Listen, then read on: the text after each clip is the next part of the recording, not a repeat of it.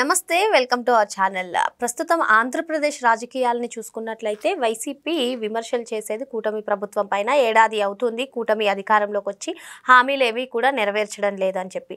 మరి కూటమి కూడా ఒక్కొక్క హామీలను నెరవేర్చుతున్న నేపథ్యంలో ఇప్పుడు విమర్శలు చేయడానికి సిద్ధమైంది వైసీపీ.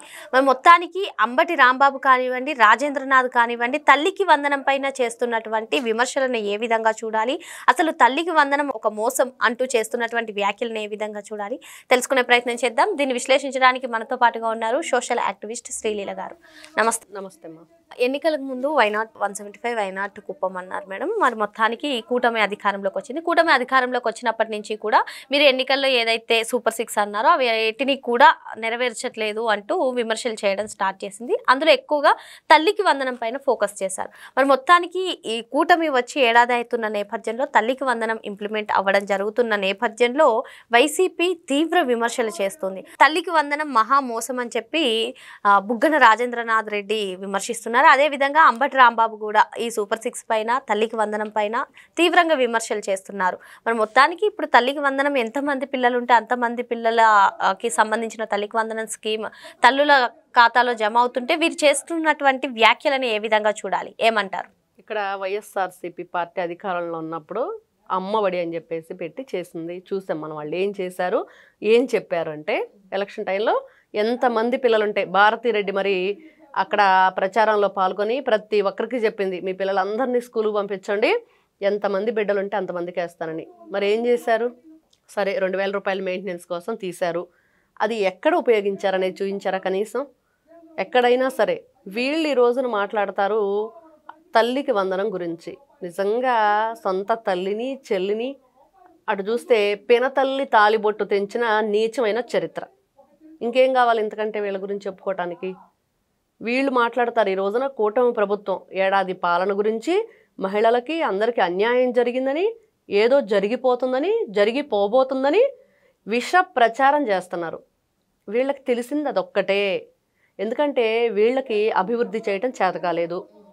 అన్యాయంగా ఎలా పరిపాలించాలో మాత్రమే తెలిసింది. అన్యాయంగా, అక్రమంగా, ఇష్టానుసారంగా ఏ రకంగా వాళ్ళు రాష్ట్రాన్ని సర్వనాశనం చేశారో మనం చూసాం. ఇంత నాశనం చేసిన తర్వాత ఈరోజు వాళ్ళకి మెయిన్ కాన్సెప్ట్ ఏంటంటే జగన్మోహన్ రెడ్డి అండ్ బ్యాచ్కి అమరావతి అనేది అసలు ఉండకూడదు, ఆంధ్ర రాష్ట్రానికి ఏంటంటే మనం అనుకుంటున్నా ఏదైతే రాజధాని అనేది ఉండకూడదు అని చెప్పేసి వాళ్ళు ఎన్నో విశ్వ ప్రయత్నాలు చేసి వాళ్ళ 5 సంవత్సరాల పరిపాలన అలానే జరిగింది. సరే మీరు అనుకుంటున్నట్లుగానే 3 రాజధానులు అన్నప్పుడు 3 చోట్ల ఏదైనా చేశారా? అది లేదు. ఇష్టానుసారంగా ఎంతవరకు దొరికిందో అంతవరకు దోచుకోవటంతో వాళ్ళ పరిపాలన కొనసాగింది.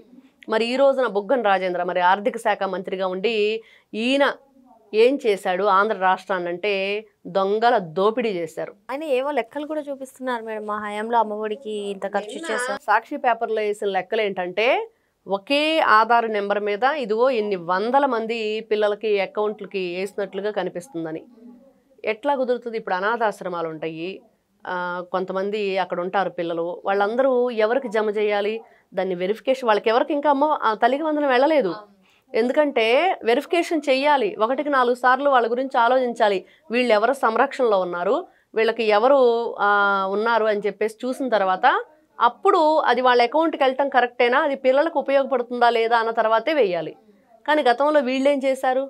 అసలు వీళ్ళు చేసిన మోసం ఏంటి? ఈ రోజున వాళ్ళు అధికారంలో ఉన్నప్పుడు ఎవరైతే వైఎస్ఆర్సీపీ పార్టీ వాళ్ళు అమ్మఒడి పథకం కింద ఎన్ని కోట్ల రూపాయలు దోపిడీ చేశారు ఈ రోజున బయటికి తీయాలి. ఏ అకౌంట్కి ఎంతెంత వేశారు, ఎన్ని వేల మందికి వేశారు, ఎన్ని లక్షల మందికి వేశారు, ఎవరు లబ్ధి పొందారంటే మొత్తానికి కనిపించేది ఏంటంటే తండ్రి లేని బిడ్డ, పినతండ్రి లేని బిడ్డ అయినా జగన్మోహన్ రెడ్డి ఖాతాలోకి వెళ్ళినే కనిపిస్తాయి.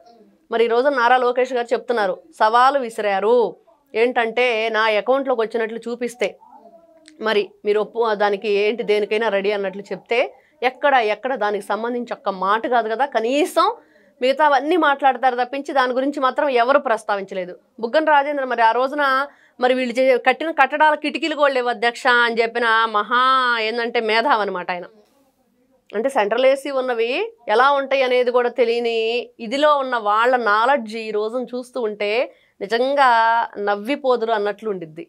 వీళ్ళు గతంలో మాట్లాడిన మాటలు, చేసిన పరిపాలన, ఎంతసేపటికి వాళ్ళ పరిపాలన అంతా ఎంతసేపటికి బూతులు తిట్టడం, అవహేళన చేయటం, బాడీ షేమింగ్లు చేయటం, ఇవే ఎంత నీచాతి నీచంగా చేశారంటే మయసభలాగా చేశారు. ఉన్నది లేనట్టుగా లేనిది ఉన్నట్టుగా క్రియేట్ చేసి ఆ మద్యం మత్తులో జనాల్ని ఏ విధంగా సర్వనాశనం చేసి వాళ్ళ జీవితాలతో వీళ్ళు చెలగాటాలాడారో చూసాం. ఈ రోజున ఏడాది కూటమి పరిపాలన అద్భుతంగా జరుగుతుంది. నారా చంద్రబాబు నాయుడు గారికి తెలిసింది ఒక్కటే, ఎలా పరిపాలించాలి, ప్రజలను ఎలా అభివృద్ధి పదం వైపు నడిపించాలి, వాళ్ళ అవసరాలేంటి, వాళ్ళకి మనం ఏమి ఇయ్యగలుగుతాం రాష్ట్రం నుంచి, ఇదే తెలుసు. కానీ ఆయనకి వీళ్ళలాగా నిజంగా ఆయన చేతిలో గొడ్డలు పెట్టి దానికి రక్త బొట్లు పెట్టి నారాసుర రక్త చరిత్ర అని చెప్పేసి సాక్షి ఛానల్లో ఇంత పెద్ద అక్షరాలతో రాస్తే వియ్యానికైనా కయ్యానికైనా సమబుజ్జి ఉండాలి అన్న కేవలం ఒక దాంతో ఇట్లాంటి వాళ్ళతో నాకు రాజకీయం ఏంటి, ఇట్లాంటి వాళ్ళతో రాజకీయం చేయాల్సి వస్తుందని కూడా ఆయన ఊహించలేదు. ఇంత నీచమైన చరిత్ర కలిగిన వీళ్ళు ఈ రోజున కూటమి ప్రభుత్వం యొక్క ఏడాది పరిపాలన గురించి మాట్లాడటం సిగ్గుచేటు. అసలు మాట్లాడే హక్కు అర్హత లేని వ్యక్తులు వీళ్ళంతా. ఈ రోజున అంబటి రాంబాబు కానీ లేకపోతే నాలిక మందం అని అంటే ఇంకా ఇంకేదో మాట్లాడుతున్నాడు ప్రబుద్ధుడు నారా చంద్రబాబు నాయుడు గారి గురించి. కొంచెం ప్రతి ఒక్కరూ కూడా ఈ రోజున నోర్లు లెగుస్తున్నాయి. అదుపులో పెట్టుకోండి. అదుపులో పెట్టుకోపోతే మాత్రం పెట్టే ప్రయత్నం అయితే చేస్తుంది ప్రభుత్వం. ఖచ్చితంగా చర్యలు అయితే ఉంటాయి. ఎందుకంటే గౌరవం అనేది ఇవ్వాలి, మీరు పుచ్చుకోవాలి. అది లేకపోతే మాత్రం ఖచ్చితంగా దెబ్బ తింటారు. పార్టీ జెండా పట్టేవాడు కానీ కట్టేవాడే కాడు ఉండడు వైఎస్ఆర్సీపీ పార్టీ. ఖచ్చితంగా ఇదైతే 100%. అసలు ఈ తల్లికి వందనం స్కీమ్ పైన ఒకసారి మన గతంలో వైసీపీ ప్రభుత్వ హయాంలో చూసుకున్నట్లయితే అమ్మకు ఒడి ఏ విధంగా ఇంప్లిమెంట్ చేశారు, ఇప్పుడు తల్లికి వందనం ఇంచుమించు ఆ విధంగానే అనుకోవచ్చు మేడం. కాకపోతే ఆ అమ్మ ఒడి పథకంలో కూడా ఆ స్కీమ్ వెనకాల ఉన్నటువంటి స్కామ్లు అనేవి బయటకు వస్తూ ఉన్నాయి. కానీ ఈ తల్లికి వందనం పైన వైసీపీ నేతలందరూ చేస్తున్నటువంటి విమర్శలు, స్కీమ్ ఇంప్లిమెంట్ అయిన దగ్గర నుంచి మీరు చెప్పినట్టుగా ఆధార్ నెంబర్ల వరకు, ఫస్ట్ నారా లోకేష్ గారికి 2000 జేబులోకి వెళ్ళిపోయి అనడం, తర్వాత ఒకే ఆధార్ నెంబర్ పైన ఇంతమందికి ఇచ్చారు అనడం, ఈ ఎన్ని కూడా ఈ విమర్శలను అన్నింటినీ కూడా ఏ విధంగా చూడాలంటారు? ఇక్కడ వాళ్ళు ఒక మీటింగ్ పెట్టుకున్నారు వైఎస్ఆర్సీపీ పార్టీ వాళ్ళు తిరుపతిలో. భూమన ఆయన ఎవరైతే ఉన్నారో కరుణాకర్ రెడ్డి ఇంట్లో. మరి ఆ మీటింగ్ ఏంటంటే ప్రజల్లోకి ఏ మంచి చేసినా కూడా చెడుగా తీసుకెళ్ళటం. ఎందుకంటే వాళ్ళ ఆలోచనే చెడ్డ. వాళ్ళు అసలు ఏ విధంగా ఆ తల్లులు వాళ్ళని ఏ టయానికి అన్నారో అర్థం కావట్లేదు. కానీ ఇట్లాంటి బిడ్డల్ని మరి ఆవిడ రేణుకా చౌదరి గారు అంటే పురిట్లోనే పీక నొక్కేస్తే పోయిద్దని చెప్పేసి ఓతగా గింజుకున్నారు.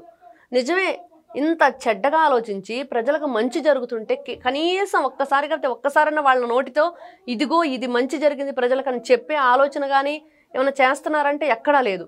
మరి ఇట్లాంటి వ్యక్తుల గురించి ఏ విధంగా ఆలోచించాలి? వీళ్ళ పని ఏంటంటే, వీళ్ళ ఫస్ట్ గతంలో కూటమి ప్రభుత్వం అధికారంలోకి రాబోయే ముందు ఏదైతే ఈ హామీలు ఇచ్చిందో అప్పుడు కూడా విపరీతంగా వీళ్ళు ట్రోల్ చేశారు. ఎందుకంటే ప్రతి ఒక్క బిడ్డకి చచ్చిన వీళ్ళ వల్ల కాదు అనుకునేదే వాళ్ళు అనుకున్నారు. ఎందుకంటే వాళ్ళు చేయలేదు కాబట్టి. కానీ చేసిన తర్వాత ఏం జరిగింది, ఇంకెక్కడ ఏం చెయ్యాలి, ఇంకా మైనస్ ఏముందని చూస్తే మైనస్లు ఏం కనిపించట్లేదు కదా కూటమి ప్రభుత్వం వైపు. కాబట్టి ఉన్నదాన్నే 13,000 ఇచ్చారు.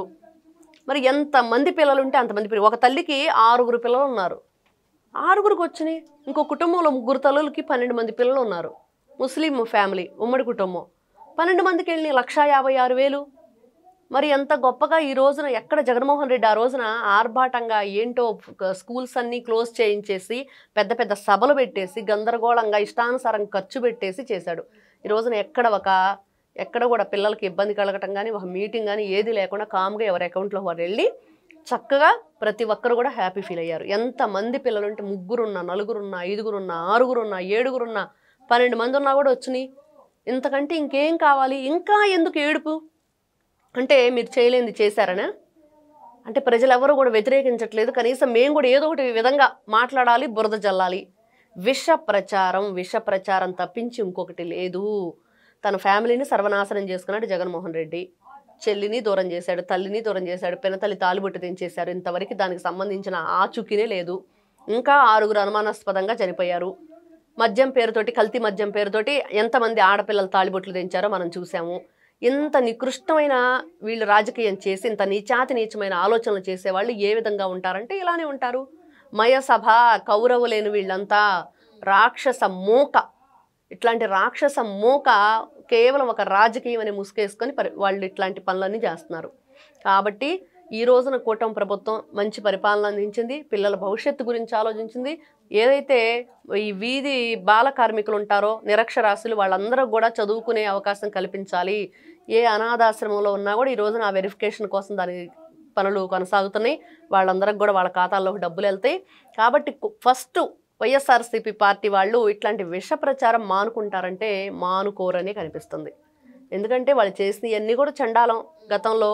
ఆ చండాలంగా మళ్ళీ ఇప్పుడు కూడా మేము అలానే ఉంటాము, మా బ్రతుకు ఇంతేను, మేము ఇలానే మాట్లాడతాం అనే విధంగా ఉందని తప్పించి ఎక్కడ చూసుకుంటే ఎంతసేపటికి లోకేష్ గారిని రాజీనామా చేయమంటారు. ఇంకోవైపు చూస్తేనేమో హోమ్ మినిస్టర్ అనిత గారు కూడా అసలు హోమ్ మినిస్టర్ హోదాకే పనికిరారంటారు. ఏంటి మీ పదజాలం, మీ బాధ ఏంటి? ఏదో ఒకసారి పవన్ కళ్యాణ్ గారు హోమ్ మినిస్టర్లో నేనుంటే ఎలా ఉండిద్ది చూపిస్తానన్నందుకు ఈయనేదో అంటున్నాడని చెప్పేసి క్రియేట్ చేశారు. అంటే ఏ చిన్నది జరిగినా దాన్ని ఇంకొంచెం ఎక్కువ నిప్పు పెట్టేసి దాన్ని ఏదో పెద్ద మంటలుగా చేసేసి ఆనందం పడదామని చెప్పి చూస్తున్నారు తప్పించి ఎక్కడా కూడా వీళ్ళు కూటమి పరిపాలన బాగుంది అనేది ఒప్పుకునే ప్రసక్తి వాళ్ళ దగ్గర లేదు. ఆలోచన ఖచ్చితంగా వాళ్ళు విషం చిమ్మే వాళ్లే కానీ అక్కడ మంచి విషయం జరుగుతుంది మనం ఆనందిద్దాం అనే ఆలోచన లేని వాళ్ళు. మరో అంశంతో మళ్ళీ కలుద్దాం. Thank you madam.